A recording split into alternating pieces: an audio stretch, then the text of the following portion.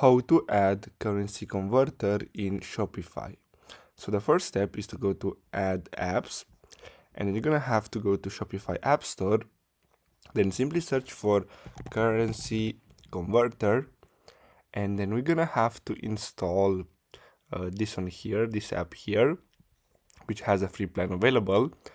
So simply click on it, then you're gonna have to click on the install button, and now we're gonna have to set up the app. So as you can see, we have the free plan up to 5 currencies, so I'm gonna pick the free one. Now if you want, you can also choose the paid one if you want, but I'm not gonna use that right now. And now what you're gonna have to do is simply you're gonna have to enable the app, and basically after that basically it's done. So as you can see, it's enabled.